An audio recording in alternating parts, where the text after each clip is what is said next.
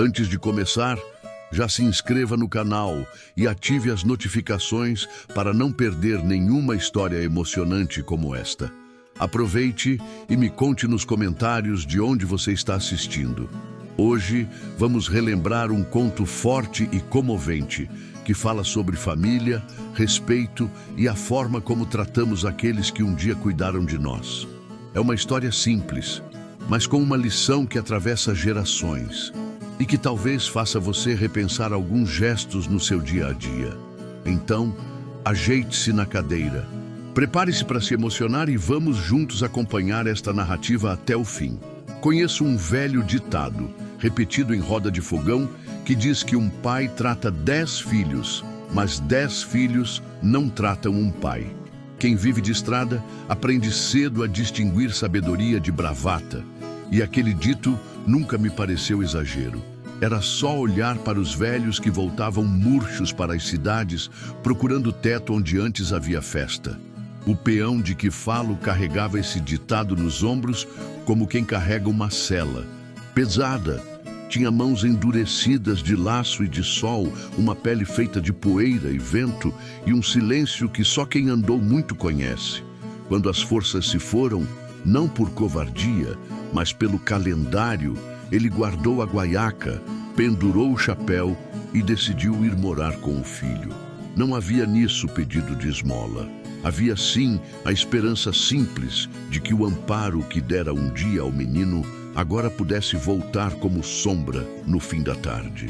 A casa do filho ficava num bairro recém-aberto, onde as cercas de madeira ainda cheiravam a novo e o barro das ruas colava na sola.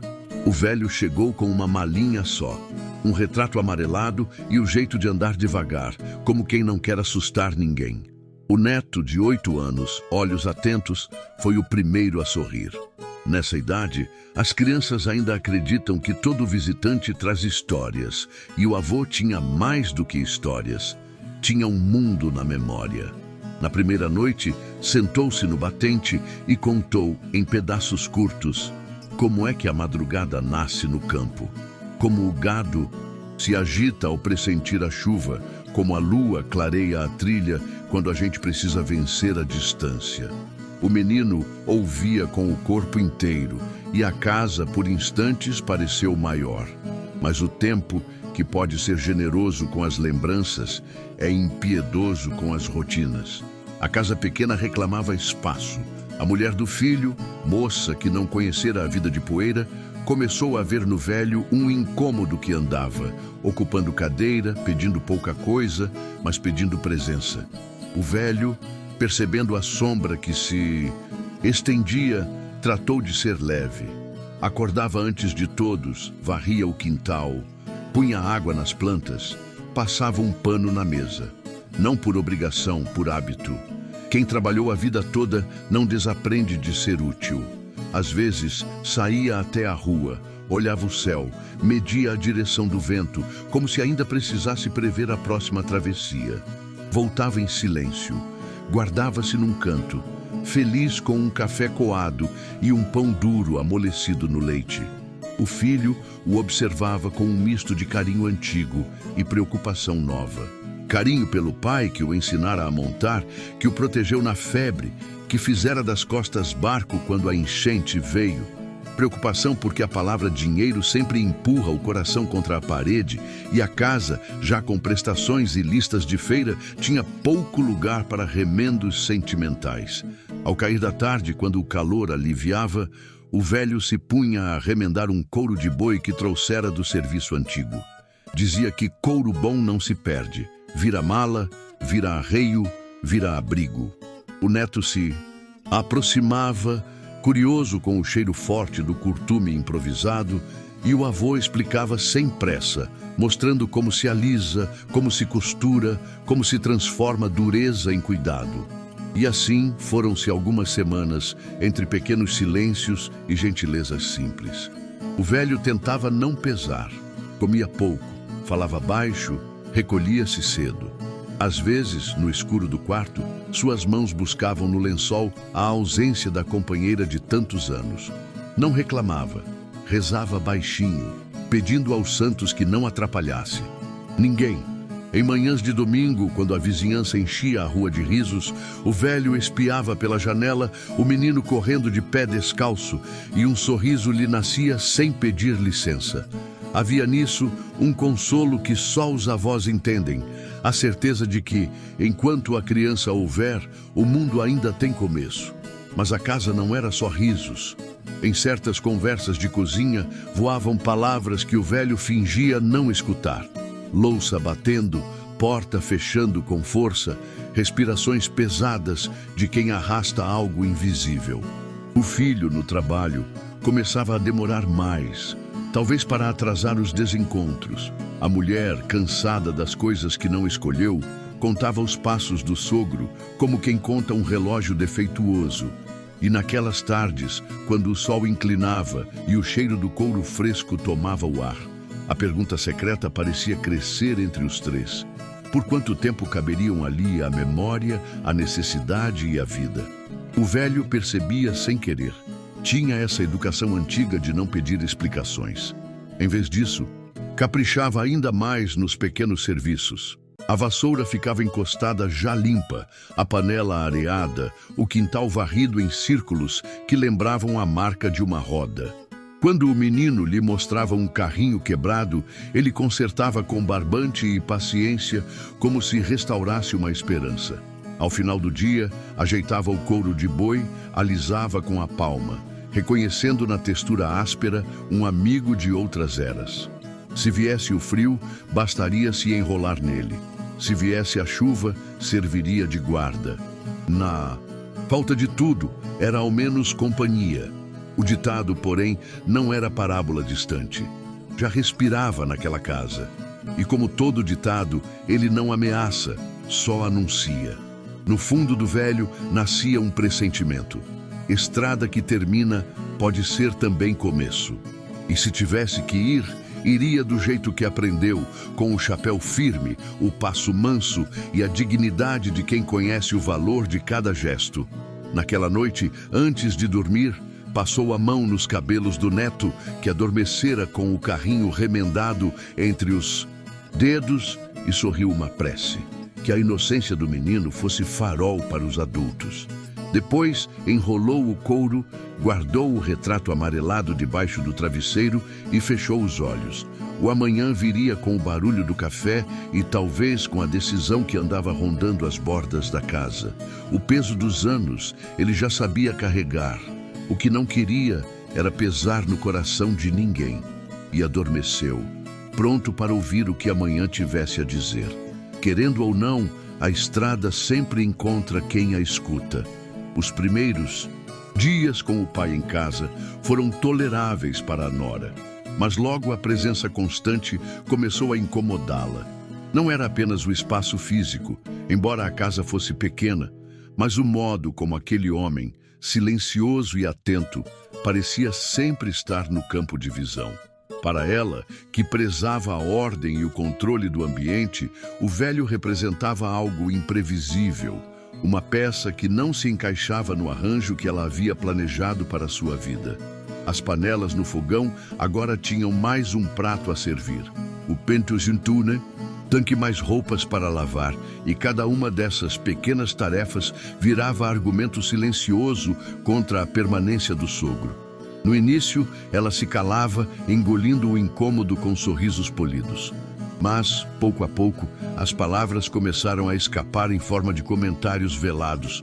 "Essa casa já é apertada", dizia, fingindo falar para si mesma enquanto organizava o armário. Ou então, quando o filho derrubava algo, vinha a frase: "Essa bagunça começou depois que seu avô veio morar aqui." O marido, que cresceu aprendendo a respeitar o pai, tentava relevar, dizendo que era apenas uma fase de adaptação. No fundo, porém, ele também sentia o peso de manter todos sob o mesmo teto. A tensão aumentava nos detalhes. Ao preparar o almoço, a nora suspirava alto quando o sogro se oferecia para ajudar. Se o velho sentava na sala para contar histórias ao neto, ela surgia com uma tarefa urgente para a criança. Quando o marido chegava do trabalho, encontrava o ambiente carregado de silêncios, como se as paredes tivessem ouvido conversas que ele não ouvira. Havia olhares atravessados, gestos mais bruscos e uma irritação que não precisava de palavras para ser compreendida. O velho percebia tudo. Tinha essa sensibilidade de quem viveu muito e aprendeu a ler as pessoas pelo jeito que colocam a xícara sobre a mesa.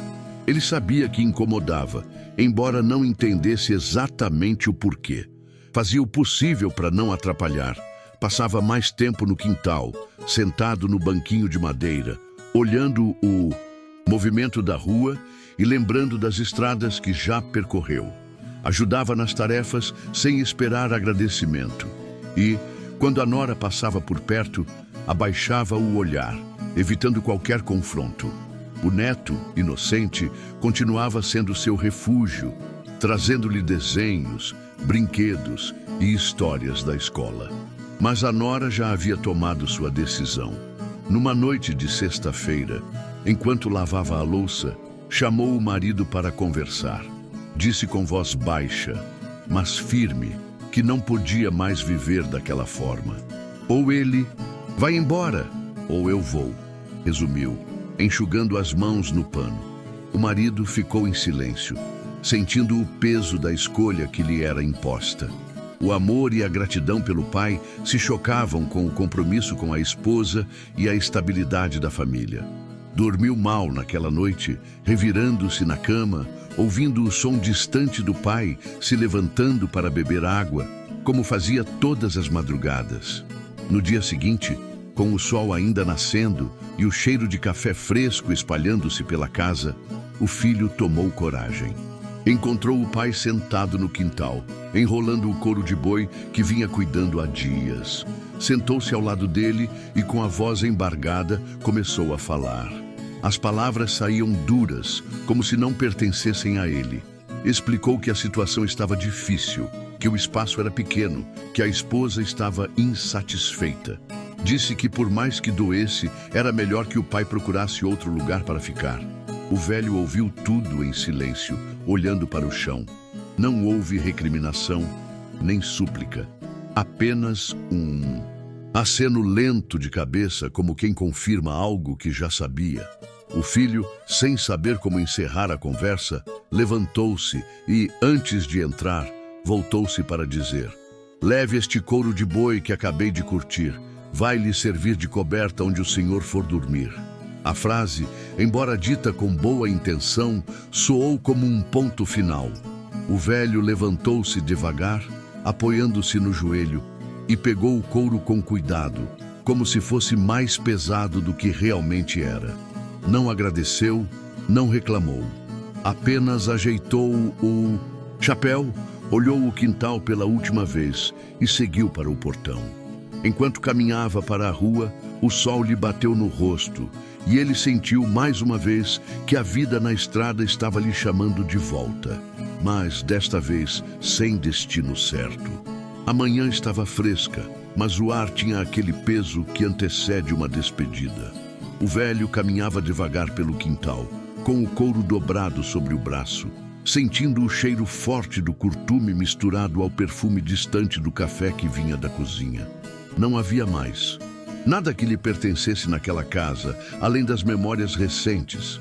O riso do neto, as conversas ao entardecer, o som das brincadeiras no corredor, tudo isso ficaria para trás. O couro, presente do filho, era mais que um objeto. Era símbolo de uma separação que, embora dita em palavras contidas, queimava como o sol de meio-dia. Passou pelo portão de ferro com o mesmo passo manso de quem atravessa uma porteira na estrada. Não havia alforge, mala ou carroça, apenas o couro que ele segurava como se fosse a última ligação com o lugar.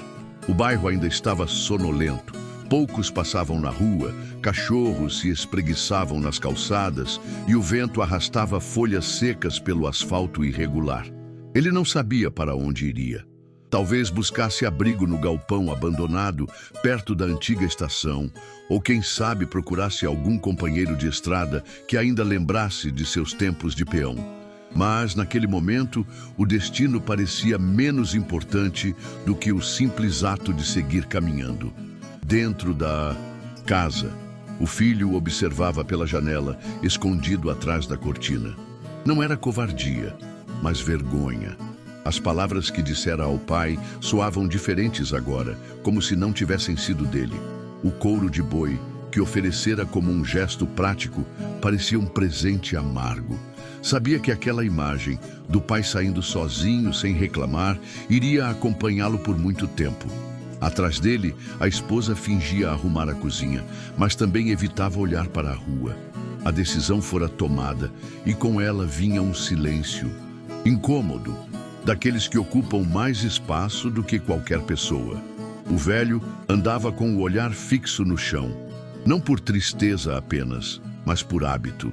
Na estrada, é olhando para o chão que se evita tropeçar nas pedras e se encontra o caminho certo. Enquanto caminhava, lembrava-se de outras partidas, a vez em que deixara o rancho para trabalhar em outra fazenda, os dias em que se despedia dos colegas de tropeada ao final de cada safra.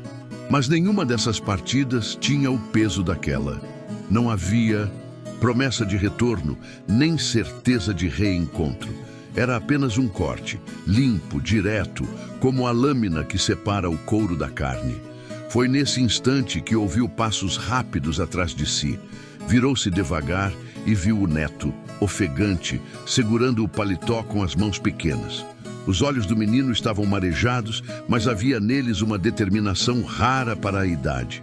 Aproximou-se sem dizer nada e, apontando para o couro, pediu: "Vô, me dá metade?" O velho o encarou surpreso. Não perguntou o motivo. Em vez disso, abaixou-se, pousou o couro no chão e, com a faca que carregava presa ao cinto, cortou-o ao meio. A lâmina deslizou pelo material com um som seco e o cheiro do curtume se espalhou pelo ar. Entregou metade ao menino, que o apertou contra o peito como se fosse um tesouro. Os dois ficaram ali por um momento, apenas se olhando, sem pressa. O avô estendeu a mão e passou-a nos cabelos do neto. Gesto breve, mas cheio de afeto. "Toma, meu filho", disse num tom baixo. O menino sorriu um pouco, embora o choro ainda estivesse preso na garganta. Sem mais palavras, virou-se e correu de volta para casa, enquanto o velho o observava até que sumisse pela rua. Ficou alguns segundos parado, segurando a outra metade do couro, sentindo que algo profundo havia acontecido, embora ainda não soubesse o quê. Depois, retomou a caminhada, agora mais devagar, como se carregasse não só o peso do couro, mas também uma pergunta que ainda não tinha resposta. Atrás dele, o sol começava a subir mais alto e as sombras iam se encurtando. Cada passo parecia marcar o chão com mais firmeza, como se, mesmo sem destino certo, ele estivesse traçando uma linha invisível que ligaria aquele momento ao que estava por vir. Não havia raiva, apenas uma melancolia suave e persistente, a mesma que acompanha quem já aprendeu que a vida, por mais dura que seja, não deixa de ensinar, mesmo nas lições mais amargas. O menino voltou pela rua abraçado ao pedaço de couro, como quem carrega um segredo grande demais para os braços pequenos. O couro pesava, arranhava, tinha cheiro de rio parado e sol batido, e ainda assim havia nele algo de macio, como se fosse a lembrança do avô em forma de objeto. O garoto não tinha palavras para explicar o que sentira quando viu o velho dobrando a esquina com o passo manso e a cabeça um pouco baixa. Apenas soube que precisava correr, alcançar, segurar. Pediu metade sem pensar muito, como as crianças fazem quando a intuição vai na frente da razão. E agora, no caminho de volta, era a intuição que guiava os pés, fazendo-o apertar o couro contra o peito, como se fosse um escudo contra a casa. A vizinhança viu. Toda a rua tem olhos. A balconista que varre cedo, o rapaz da bicicleta que entrega pão, o senhor do boné que rega o portão. Alguns desviaram o olhar por respeito, outros deixaram a curiosidade espiar sem pudor.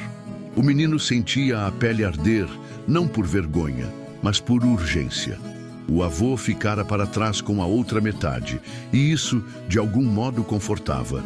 Estavam ligados por um fio que nenhum portão conseguiria cortar. O couro, partido ao meio pela lâmina do velho, parecia ter se convertido em promessa. Ao chegar ao portão, o menino parou um instante para recuperar o fôlego. As mãos ardiam, os dedos latejavam. Ele ajeitou melhor a peça, passou-a por cima do ombro e entrou. A cozinha tinha cheiro de café requentado e de sabão em pedra. À mesa, um brilho novo que a mãe havia deixado sobre a madeira, como quem tenta, com a limpeza, endireitar o mundo. O pai estava de pé, ainda com a camisa por dentro da calça, um desalinho na gola, denunciando a noite mal dormida. A mãe, com o pano de prato na mão, virou-se primeiro para o couro, depois para o filho. Houve um silêncio breve, um daqueles que se instala como poeira e só cai quando alguém respira fundo. "Onde você foi?" perguntou a mãe, sem dureza, mas sem doçura. "Fui ali", o menino respondeu, olhando para o chão. O pai deu 2 passos, como se o corpo estivesse indeciso entre impedir uma travessura ou acolher um cansaço. Viu o couro. Reconheceu nele a textura recém-curtida, as bordas irregulares, o cheiro particular que ainda tomava o quintal nas manhãs. Aquilo era parte do presente que ele mesmo havia dado. E naquele instante, o gesto que parecera prático lhe soou de repente áspero. O menino ergueu os olhos e o pai encontrou neles não a malícia da desobediência, mas uma gravidade que não combinava com 8 anos. "Por que você trouxe isso?" o pai perguntou, medindo a voz, para que não saísse nem brava nem mole. O menino respirou devagar, como quem busca a frase certa nas prateleiras do peito. Ainda não respondeu. Caminhou até a sala e pousou o couro no sofá, com cuidado, como se deitasse um passarinho cansado. Passou a mão pela superfície para alisar uma dobra, e nesse gesto o pai reconheceu o jeito do próprio pai. Aquela paciência antiga que primeiro toca, depois fala. A mãe, a uma distância curta, observava com a atenção tensa de quem tenta adivinhar para onde a conversa vai. O menino começou e parou. Voltou à cozinha, abriu a geladeira sem querer nada. Fechou. Bebeu água, limpou a boca no dorso da mão, como via o avô fazer no quintal. Reuniu coragem.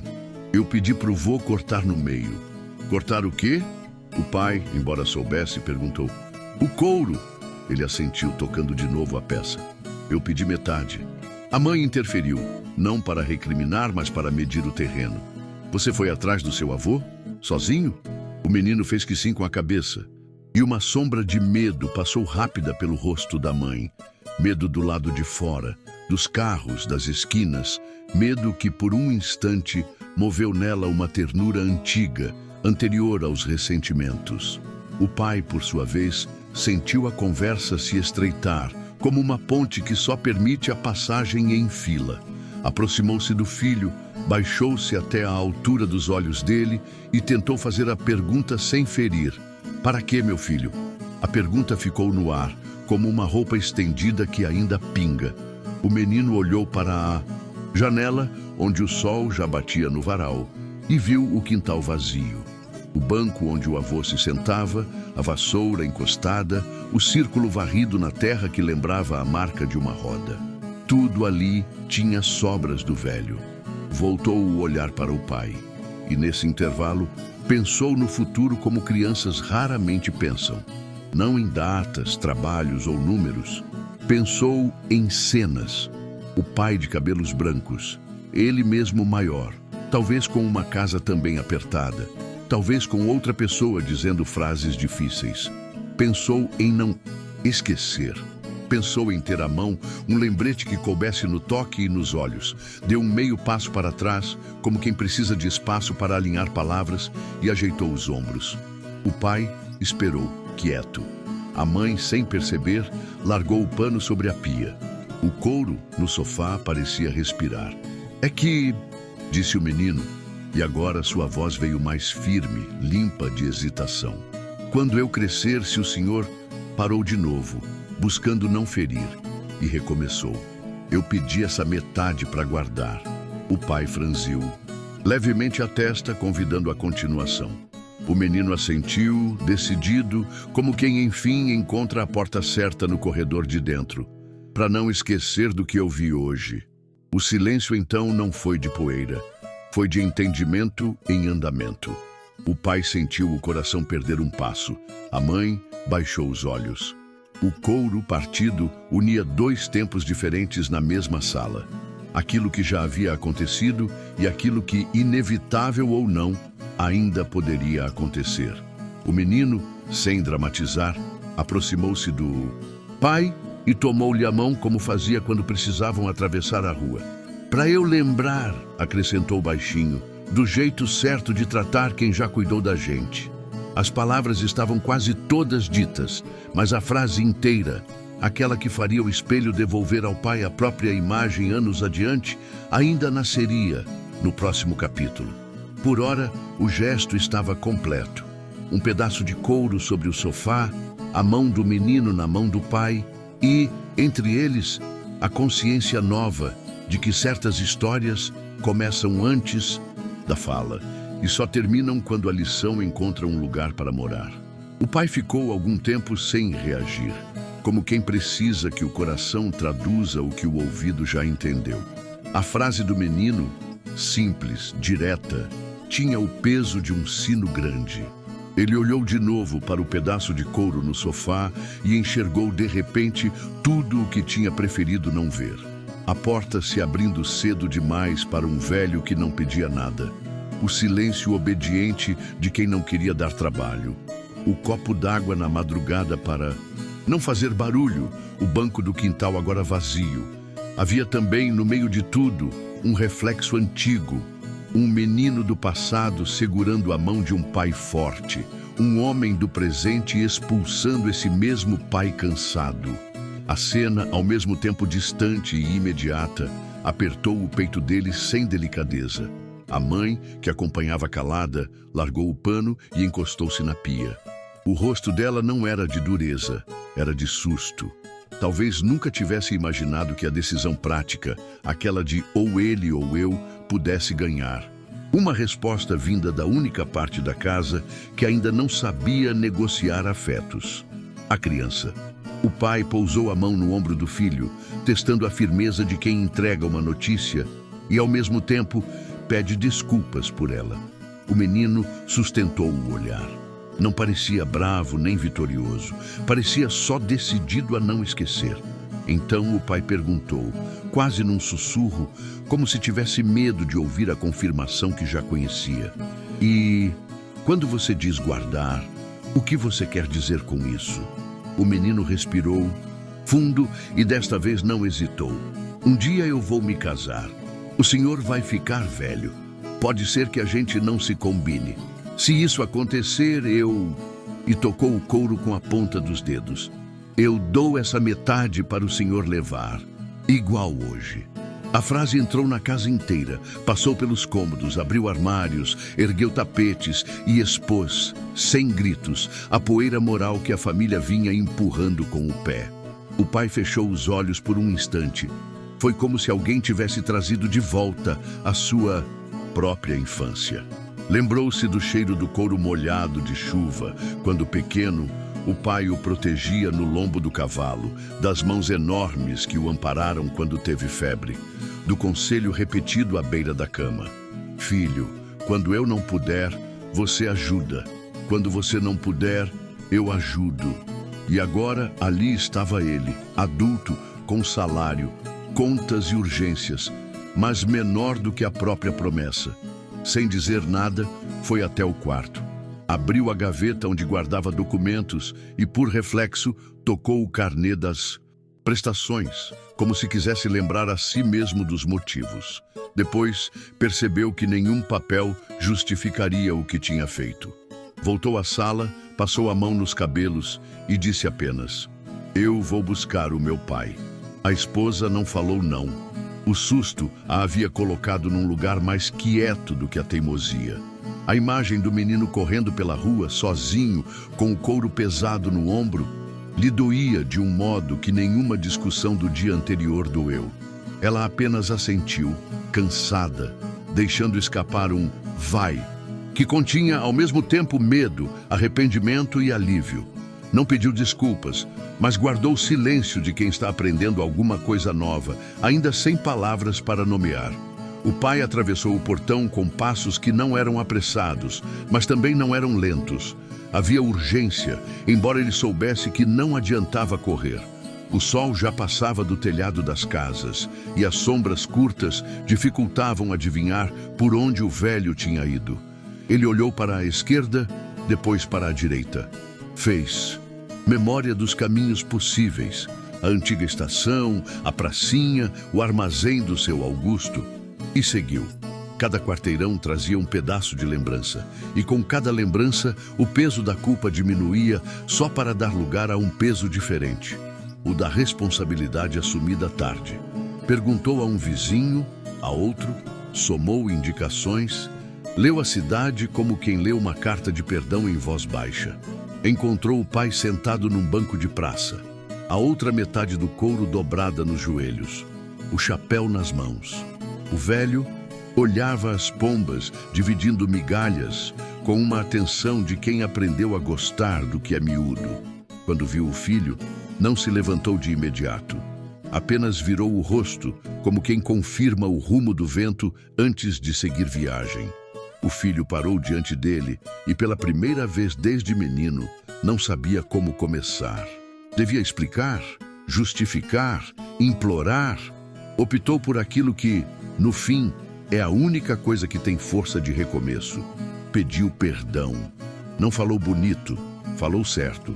Disse que errou, que a casa tem espaço, que o coração precisa abrir espaço, que o menino ensinou os adultos.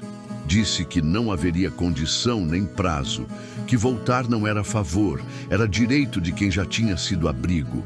O velho ouviu, sem triunfos. Olhou para o couro, alisou a borda com o polegar, como quem confere a costura, e respirou fundo. Depois disse apenas, vamos. Voltaram lado a lado, sem pressa, e o caminho de volta pareceu mais curto do que o de ida. Ao chegarem, o portão já estava aberto. Na porta, o menino esperava, os pés nervosos batendo no chão, e atrás dele a mãe, um pouco envergonhada, um pouco aliviada, com os olhos marejados que ela teimaria, depois em atribuir à fumaça da cozinha. O velho entrou, tirou o chapéu, e o menino lhe estendeu a metade do couro que guardara no sofá. O avô sorriu, não pegou. Pousou a sua metade ao lado da outra, unindo as duas faces. As bordas não encaixavam com perfeição, faltavam milímetros, pequenas imperfeições do corte feito às pressas, mas ficavam suficientemente próximas para lembrar que, às vezes, a vida não se conserta sem marcas. Ainda assim, se repara. Nessa noite, o jantar foi simples e bom. Não houve discursos, nem promessas formais. Houve prato cheio na frente do velho, o neto encostado no braço dele para ouvir outra história. A mãe propondo que no domingo todos fossem à feira juntos. O pai buscando colchão melhor e abrigo mais macio do que o couro.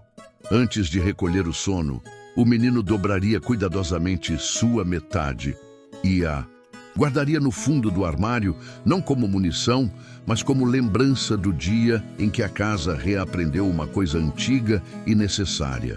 O jeito certo de tratar quem já cuidou da gente.